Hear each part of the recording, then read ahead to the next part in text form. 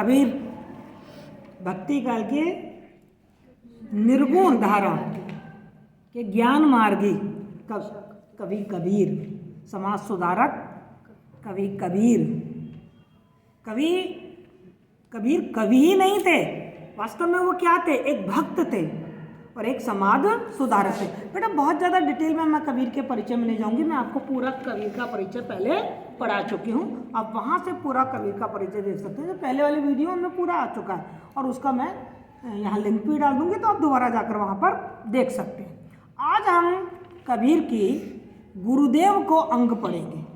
मैंने पहले भी आपको बताया है कि कबीर की जो भी रचना, कबीर पढ़े लिखे नहीं थे, उन्होंने तो लिखा है कि कागज मसी छुए नहीं और कलम गही नहीं हाथ। उन्होंने खुद ने नहीं लिखा, वो तो उनके अपने मन के जो भाव होते थे उनको प्रकट करते जाते थे। जुलाए थे कबीर, कपड़े बुनते जाते थे और जो उनके मन में भाव आते थे गुरुदेव के प्रति, ईश्वर के प्रति, इस माया के प्रति, संसार के प्रति, परम ब्रह्म के प्रति, ज्ञान के प्रति, शिष्यों के प्रति जो भाव आते थे वो उनको उन्मुक्त भाव से प्रकट कर दिए करते थे।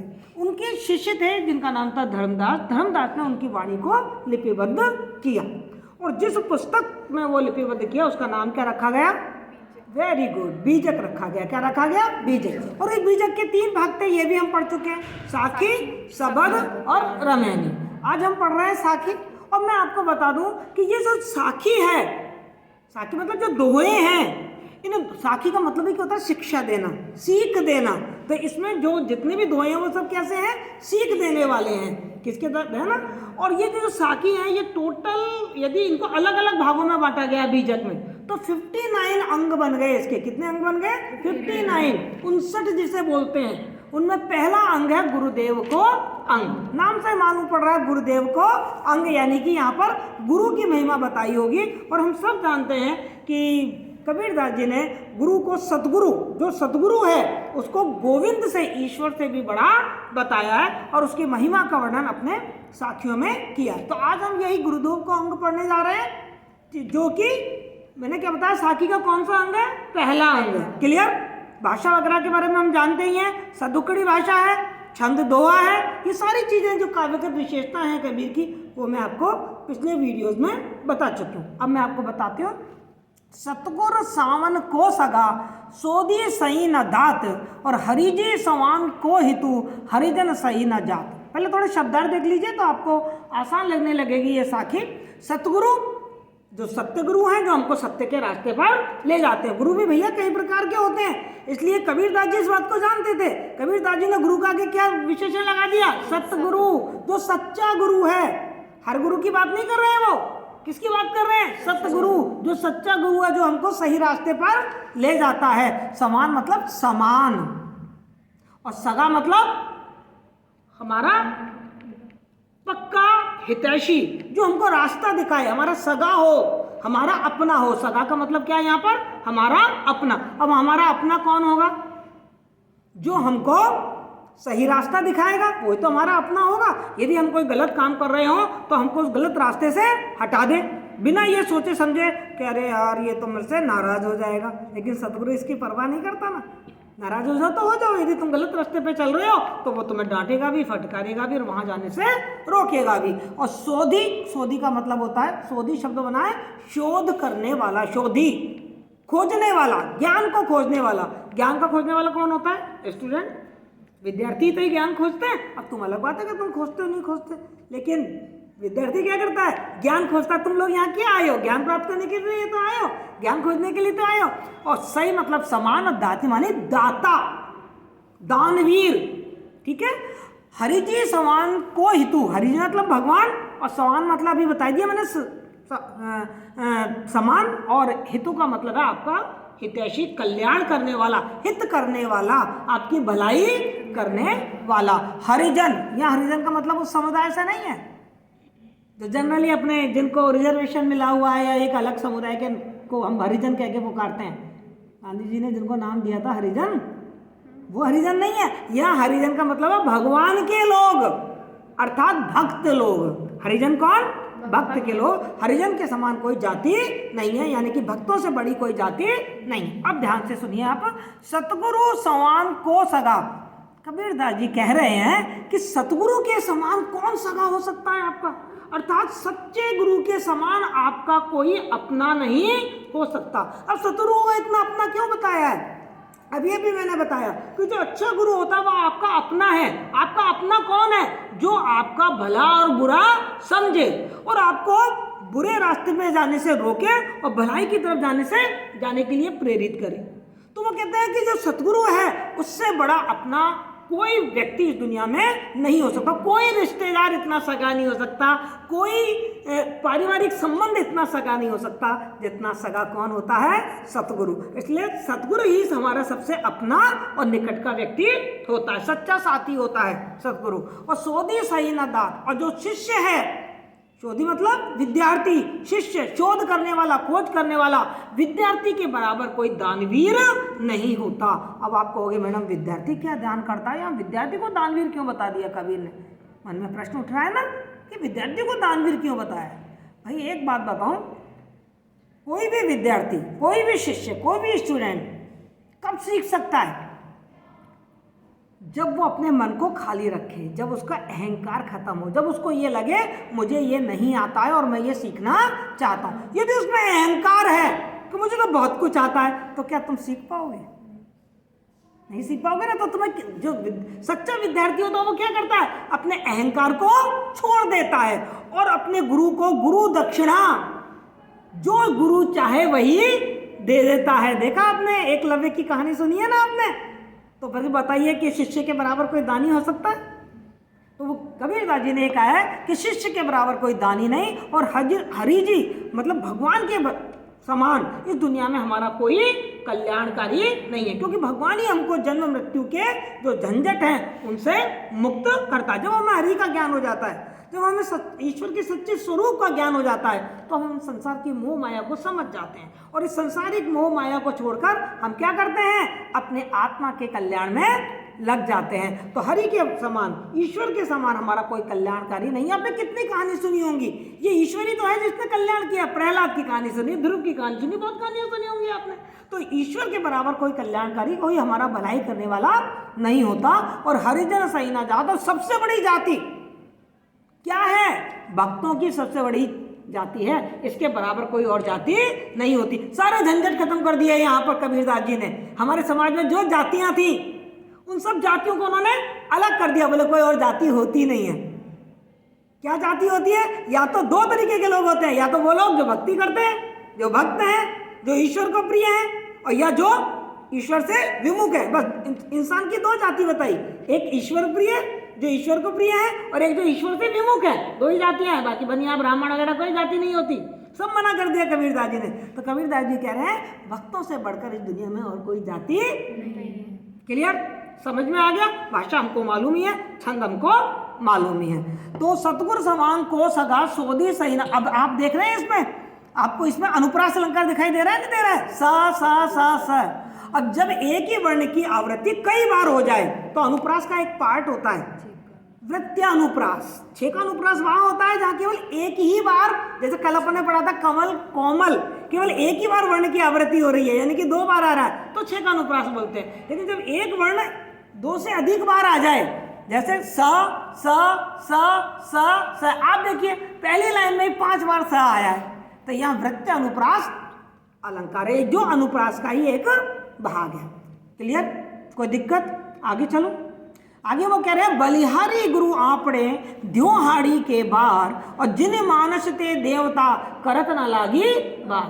कबीरदास जी अपने गुरु पर बलिहारी हो रहे हैं, न्योछावर हो रहे हैं, और वो कह रहे हैं एक दिन में मैं सैकड़ों बार अपने गुरु पे बलिहारी हो सकता हूँ, न्योछावर हो सकता हूँ। क्यों भाई? पहले ही पढ़ चुके हैं, क्योंकि सतगुरु से जितना सगा अपना कोई और हो नहीं सकता। तो बलिहारी गुरु आपने, कबीरदास जी कह रहे हैं मैं अपने गुरु पर बलिहारी हो रहा हूं द्योहाड़ी के बार। द्यो मतलब दिन में, हाड़ी मतलब इस हाड़ मांस का जो मेरा ये शरीर है, इस शरीर को मैं सैकड़ों बार अपने गुरु पर वार सकता हूं, क्योंकि गुरु ने मुझे वो चीज दी है जिसकी कोई तुलना किसी और से नहीं की जा सकती। इसलिए शरीर का मोल, शरीर मतलब कुछ भी नहीं है गुरु के सामने। मैं जो चाहूं वो उस पर न्यौछावर कर सकता हूँ। तभी तो शिष्य को क्या कहा है, जब सब कुछ न्यौछावर कर सकता है तभी तो शिष्य को क्या बताया अभी ऊपर वाले दोहे में कि उसके बराबर कोई दानी नहीं हो सकता। तो बलिहारी गुरु आपने द्यो हाड़ी के बार और जिन्हें मानस ते देवता करत ना लागी बार। अब कबीर अपने गुरु पर इतने प्रसन्न क्यों हो रहे हैं, इतने बलिहारी क्यों जा रहे हैं, क्यों अपना सब कुछ उस पर बलिदान करने के लिए तैयार है? क्योंकि जो गुरु है ना वो भी बहुत महिमा में है। कैसा है वो गुरु? जिन्हें मानस थे, उस गुरु को मनुष्य से मुझे देवता बनाने में जरा भी देर नहीं लगी। मैं मनुष्य था, और आप देखो यहाँ मनुष्य देवता का मतलब क्या है। हम मनुष्य हैं, मनुष्य तो उसमें अच्छाइयाँ और बुराइयाँ दोनों चीज़ होती हैं। हर मनुष्य में राजसिक गुण भी होते हैं, तामसिक गुण भी होते हैं और सात्विक गुण भी होते हैं, लेकिन देवताओं में सिर्फ सात्विक गुण ही होते हैं। तो जो गुरु है उसने क्या किया कि मुझे मनुष्य में जो राजसिकता थी, जो तामसिकता थी, जो बुराइयां थी, उन सब बुराइयों को हटा दिया। तो मेरे में कौन से गुण रह गए? केवल सात्विक गुण रह गए। मैं देवता बन गया, और मुझे मनुष्य से देवता बनाने में गुरु को जरा भी देर नहीं लगी। उसका ज्ञान इतना महिमा में, इतना प्रभावशाली उसका ज्ञान था कि मेरी सारी बुराइयां क्षण में दूर हो गई और मैं क्या बन गया? देवतुल्य बन गया। बेटा हमारे अंदर देवता और दानव दोनों होते हैं। जो हमारी बुरी प्रवृत्तियां होती हैं वो दानवी प्रवृत्तियां कहलाती हैं, और जो हमारी अच्छी प्रवृत्तियां होती हैं वो क्या होती हैं? वो देव प्रवृत्तियां कहलाती हैं। और जो गुरु होता है वो हमारी दानवीय प्रवृत्तियों को, हमारी बुरी प्रवृत्तियों को, हमारी जो कहना चाहिए जो दुष्चरित्रताएं होती हैं उन सबको वो हमसे दूर कर देता है। तो हम क्या बन जाते हैं? कहते हैं जब कोई इंसान बहुत अच्छा होता है तो क्या कहते हैं? अरे इंसान क्या है? देवता है देवता, भगवान है भगवान, यानी कि उसके अंदर सारे गुण हैं। और ये काम करने में गुरु को जरा भी समय नहीं लगा। कितना बड़ा काम किया गुरु ने, लेकिन उसको जरा भी समय नहीं लगा। तो बलिहारी गुरु आपने द्यो हाड़ी के बार। आप देखिए ऊपर वाली लाइन में भी बार आया है, और नीचे वाली लाइन में कि जिन मानसते देवता करत ना लागी बार। ऊपर जो बार का मतलब है उसका मतलब है कई बार।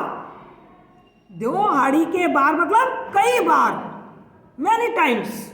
और जो नीचे वाला है करत ना लागी बार, देर नहीं लगी। बार बार शब्द 2 बार आया है और दोनों बार उसका अर्थ अलग अलग आया है। ऊपर आया मैनी टाइम्स, बहुत बार, और नीचे बार का मतलब क्या है? देर नहीं लगी। जब शब्द की आवृत्ति एक से अधिक बार हो जाए, उसका अर्थ अलग हो जाए, तो उसको यमक अलंकार कहते हैं। क्या कहते हैं उसको?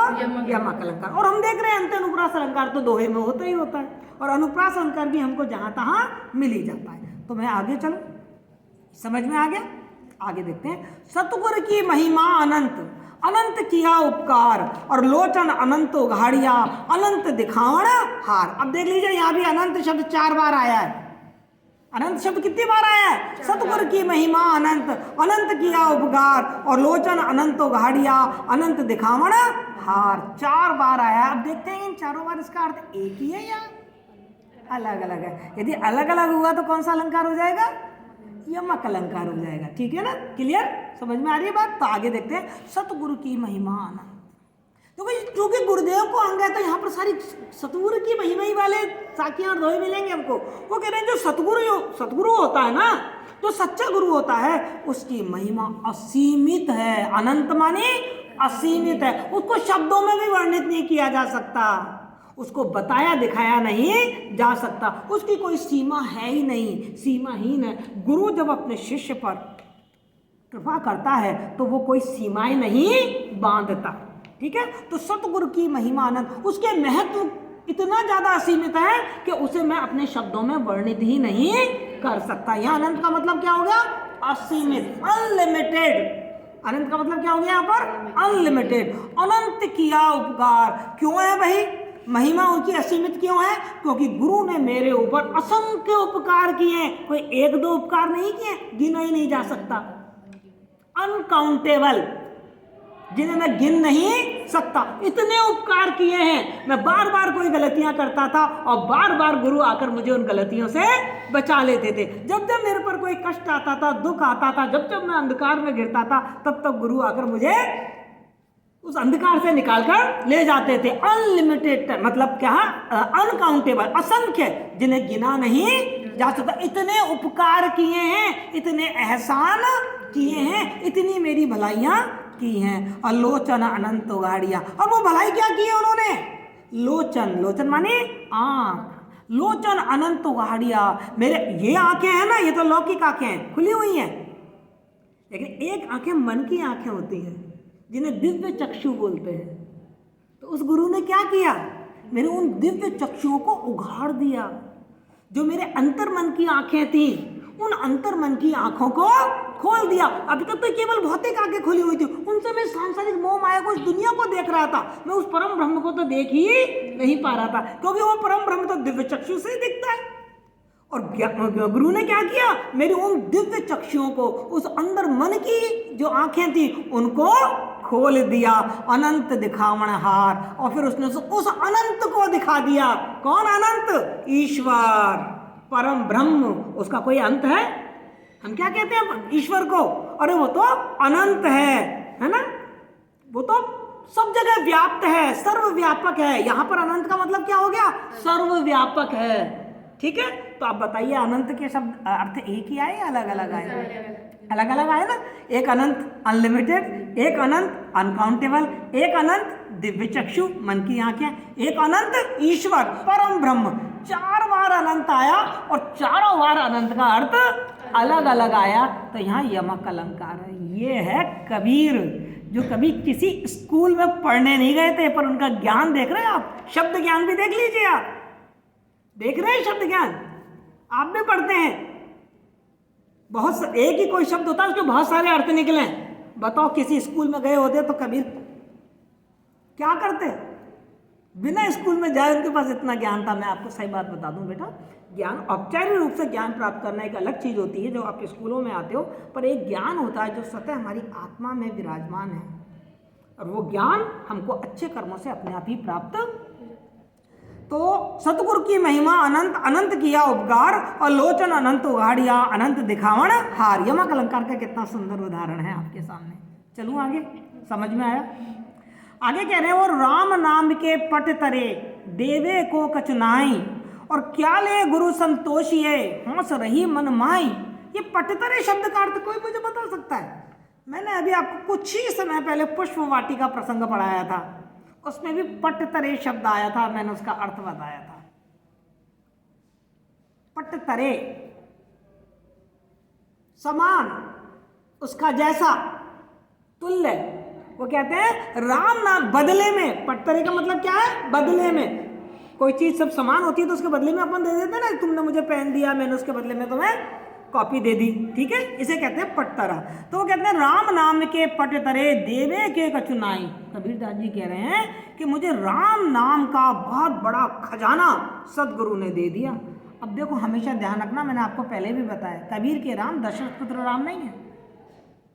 कबीर यदि राम शब्द काम में ले रहे हैं तो उसका अर्थ क्या है? परमात्मा। क्योंकि कबीर तो निर्गुण भक्त थे, निर्गुण भक्ति करते थे।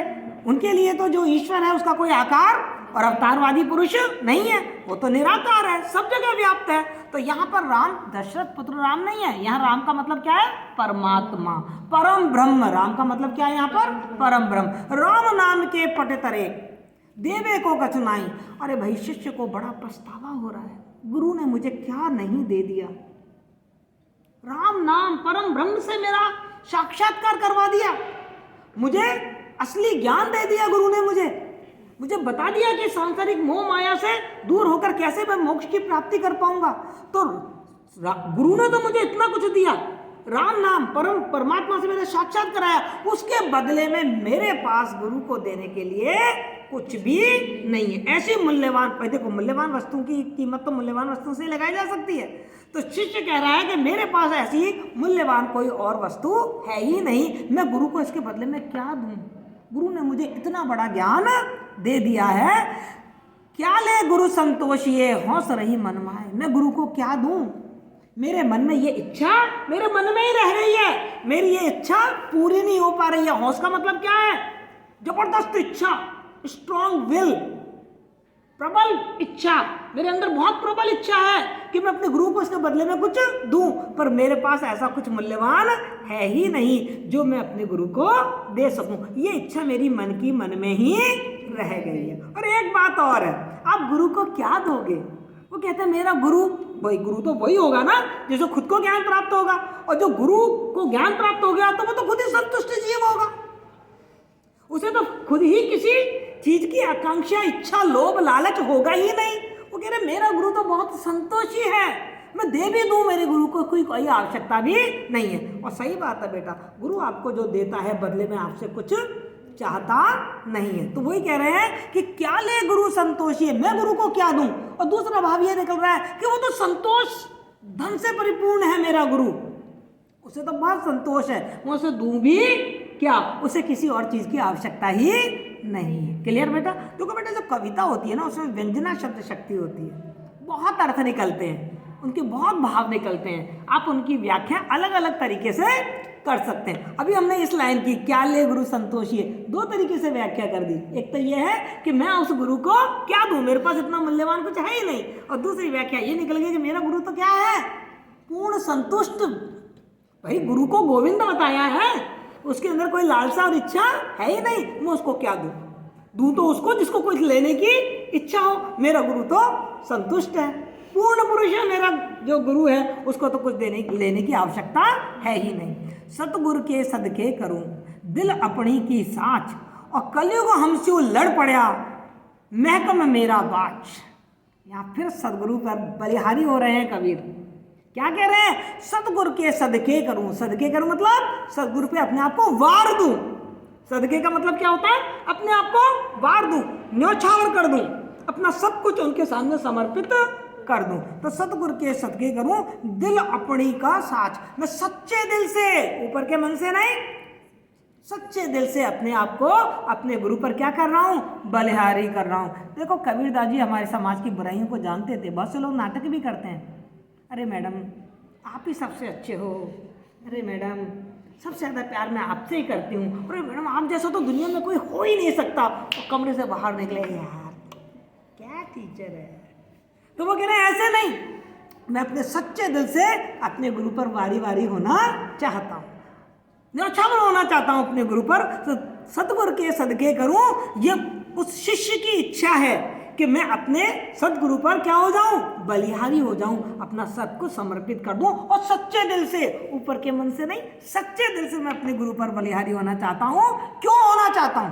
कारण बताया है कबीरदास जी, कारण बता रहे हैं क्यों बलिहारी होना चाहता हूं कि कलयुग हमसे लड़ पड़ा और महकम मेरा बाज।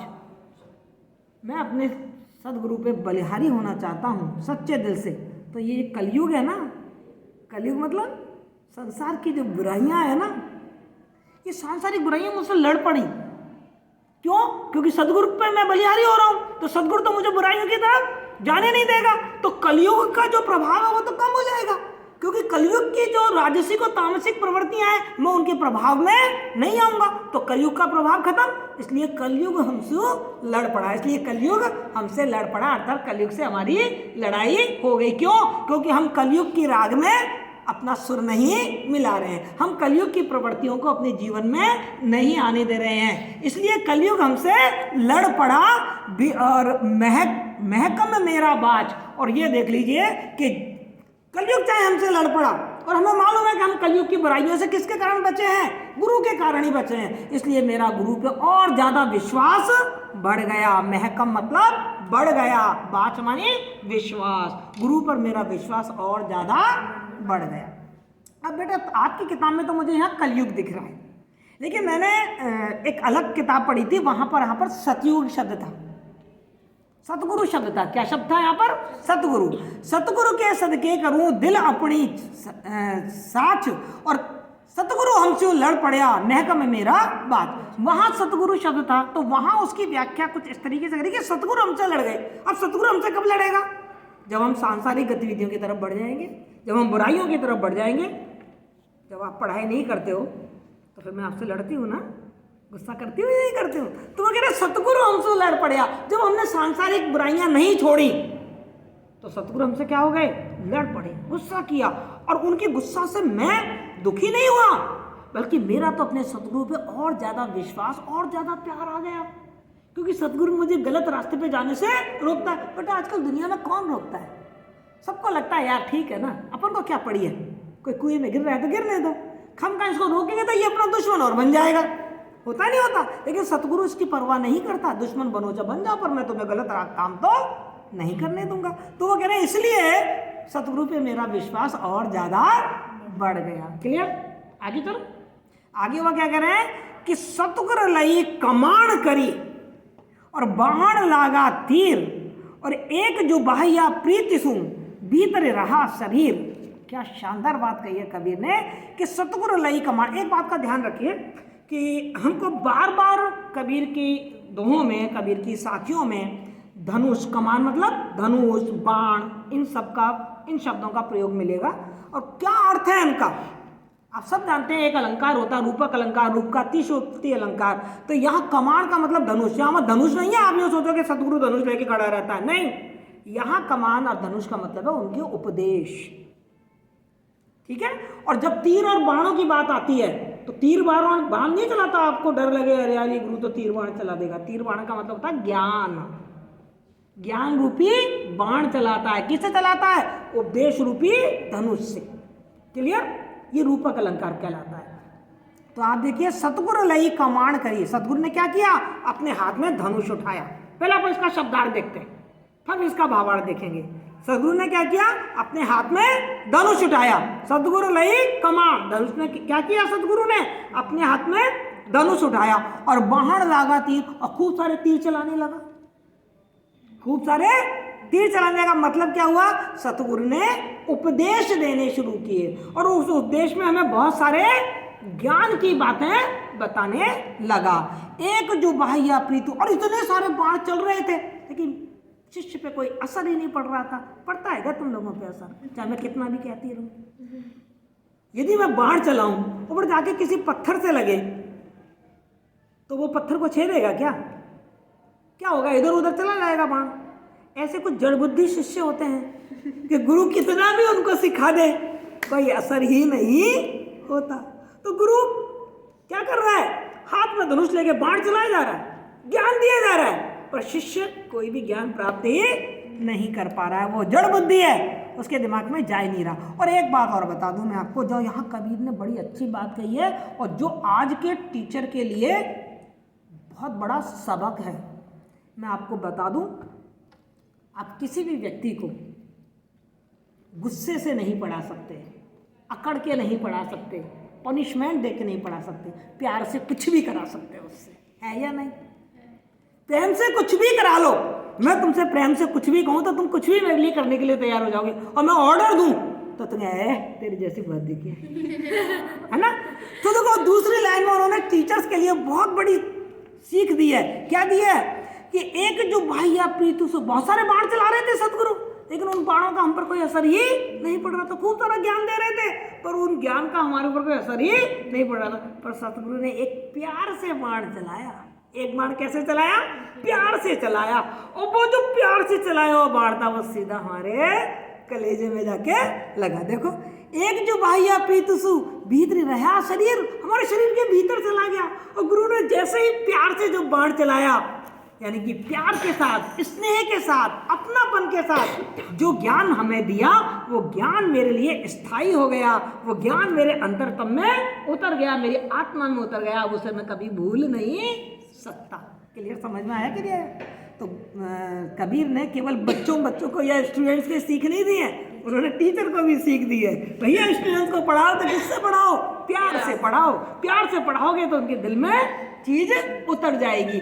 कहते हैं ना, भय से और गुस्से से आप किसी से कुछ भी नहीं करा सकते। क्या आपको इस वाले दोहे का अर्थ समझ में आ गया? आगे चलो। आगे कह रहे हैं सतगुरु साचा सूर्यवा। सतगुरु साचा सूर्यवा, बताओ कौन सा अलंकार है? अरे सा कई बार आ रहा है, प्रत्यानुप्रास नहीं कि अनुप्रास अलंकार का एक पार्ट सूर्यवा। तो सतगुरु साचा सूर्यवा, शब्द जो बाह्य एक, और रूपक अलंकार भी दिख रहा है हमको। सतगुरु को क्या बता दिया? सूरवीर बता दिया। और लागत ही में मिल गया पड़ा कलेजे छेद। जो सतगुरु है वो सच्चा शूरवीर है। अच्छा, शूरवीर का अर्थ क्या होता है जरा बताओगे कोई मुझे? शूरवीर किसे कहते हैं? जो वीर होता है, जो साहसी होता है, जो बहादुर होता है, उसको हम क्या कहते हैं? शूरवीर है। ये एक्चुअल में जो शूरवीर शब्द है ना, इसके लिए ये रूढ़ हो गया है किसी साहसी व्यक्ति के लिए, बहादुर व्यक्ति के लिए। वास्तव में शूरवीर का मतलब है जो बहुत अच्छा तीरंदाज है, जिसे धनुष और बाण की विद्या बहुत अच्छे से आती है, उसको शूरवीर कहेंगे। क्योंकि शूर का मतलब क्या होता है? बाण चलाना।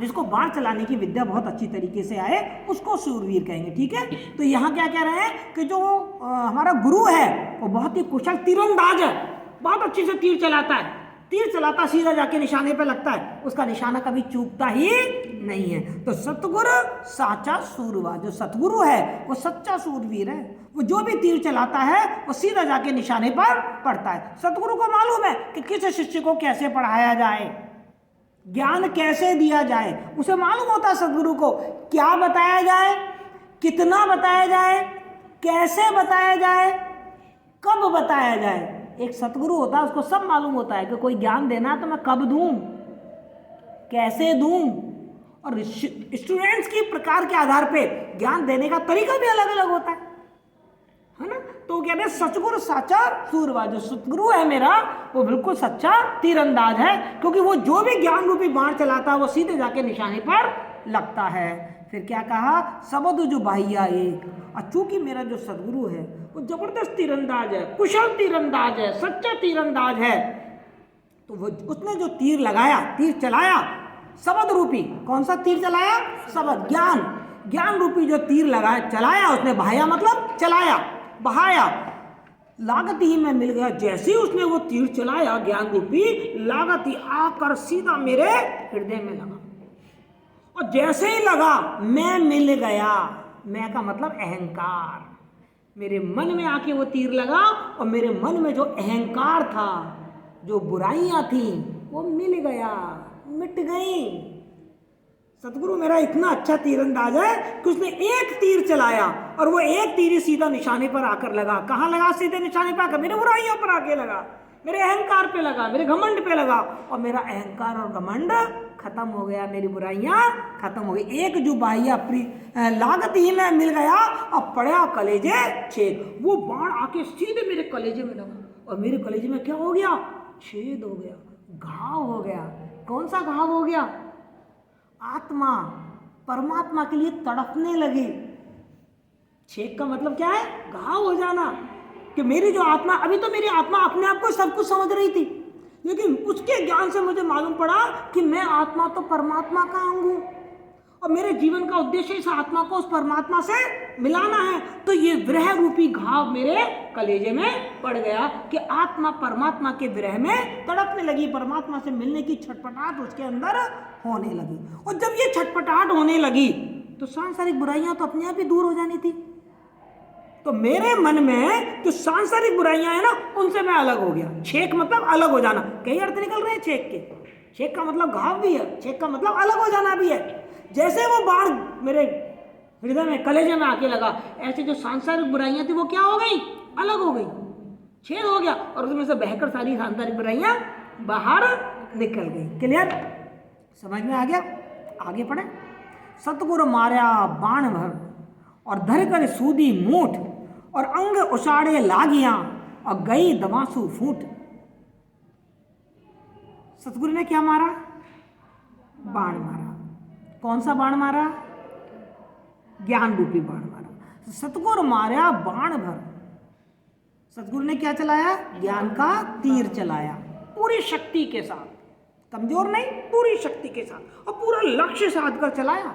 जो सतगुरु होता है ना, मैंने अभी आपको बताया, उसको सब मालूम होता है कि किसको ज्ञान देना है, कितना ज्ञान देना है, कब देना है, कैसे देना है, उसको मालूम होता है। तो पूरा लक्ष्य साध कर उसके बाण चलाया कि मेरा जो ज्ञान है वो तुरंत शिष्य के हृदय में उतर जाना चाहिए। तो सतगुरु मारा बाण भर और धर कर पूरी शक्ति के साथ, कर मूठ, कर मूठ मतलब पूरा लक्ष्य साध कर कि मेरा बाण इधर से उधर ना जाए।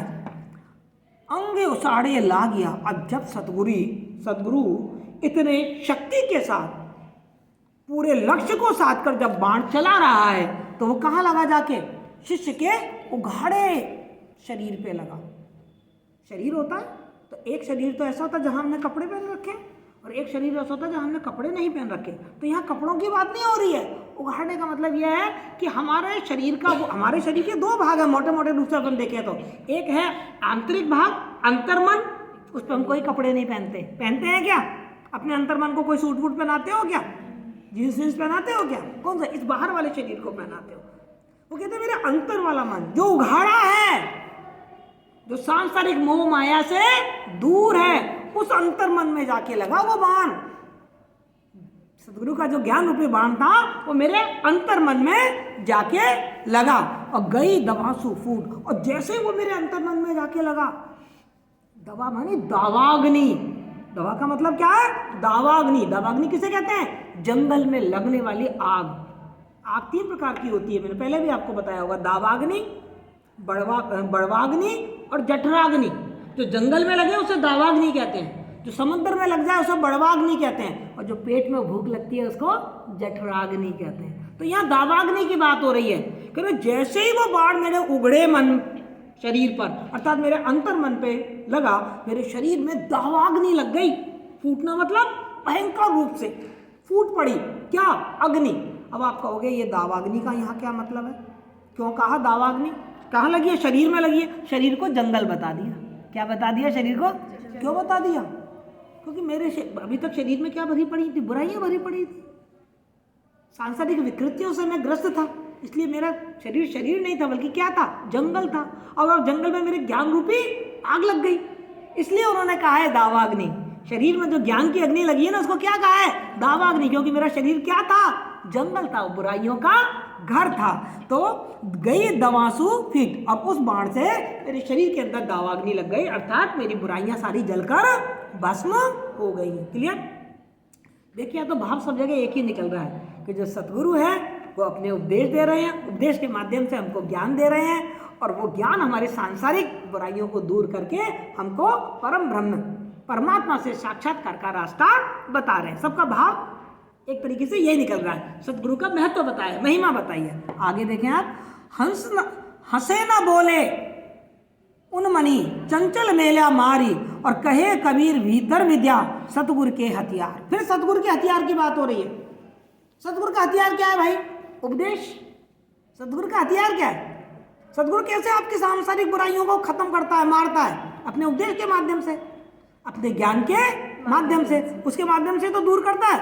तो हंसे न बोले उन्मनी चंचल मेला मार, और कहे कबीर भीतर विद्या, मेरे भीतर विद गया। विदना मतलब छेदना। सतगुरु के जो हथियार थे वो मेरे भीतर छिद गए, अर्थात मेरे मन को छेद दिया। मेरे मन में जो बुराइयां थी उन बुराइयों को छेद दिया, अर्थात उन बुराइयों को हटा दिया। तो क्या हुआ? जैसे ही सतगुरु ने अपने हथियार मेरे अंतर मन में भेदे, मेरी अविद्या, मेरा अज्ञान, मेरी सांसारिक बुराइयां क्या हो गई? खत्म हो गई। तो क्या हो गया? हंसे ना बोले उन्मनी। उन्मनी का मतलब होता है तटस्थ, जो ना तो कुछ मिल जाए तो खुशी से बावला हो जाए, और ना कोई कष्ट हो तो दुख से रो रो के हलकान हो जाए, उसको कहते हैं उन्मना। उन्मना का मतलब होता है जिससे सांसारिक कोई मोह माया ना हो, जिसे संसार से कोई राग ना हो, जो वैरागी हो गया हो, जिसको वैराग्य हो गया हो, उस व्यक्ति को हम क्या कहते हैं? उन्मना। तो जैसे ही सतगुरु के हथियार लगे, मेरी आत्मा क्या हो गई? उन्मनी हो गई, वैरागी हो गई, वैराग्य उत्पन्न हो गया। और जिस व्यक्ति को वैराग्य उत्पन्न हो जाता है वो किसी से बात करके खुश रहता है क्या? वो तो अपने आप से बात करता है, वो अपने परमात्मा से बात करता है, अपनी आत्मा से बात करता है, और वो बाह्य सांसारिक क्रियाकलापों में कोई इंटरेस्ट नहीं लेता, और ना हंसता है ना वो हंसता है। उसे मतलब किसी कोई अच्छी चीज मिल जाए तो उससे उसकी खुशी भी नहीं होती है। तो मैं पहले क्या था? जब तक ये हथियार काम में नहीं लिया था तब तक मैं बावला था। मेरी आत्मा क्या थी? बावली थी। हंसे ना बोले उन्मनी चंचल मेला मार, और कहे कबीर भीतर विद्या सतगुरु के हथियार। तो वो कह रहे हैं और चंचल मेला मार, और मेरी जो चंचलता थी उस चंचलता को भी उन्होंने क्या कर दिया? नष्ट कर दिया। जो मेरा बावला मन था, जो सांसारिक मोह माया में डूबा हुआ था, वो मेरा मन अब कैसा हो गया? तटस्थ हो गया, वैरागी हो गया। अब वो ना खुशी में हंस रहा है ना दुख में दुखी हो रहा है, निसंग हो गया है, स्थित प्रज्ञ हो गया है। जो गीता में अपन पढ़ते हैं ना कि उस पर कोई असर नहीं होता, कुछ भी मिल जाए, वो क्या हो जाता है? वैरागी हो जाता है। और ये वैरागी कैसे हो गया मेरा शरीर? क्योंकि मुझे जो ईश्वर सतगुरु ने जो हथियार दिया था, उस हथियार से मेरा सांसारिक जो बुराइयां थी वो खत्म हो गई।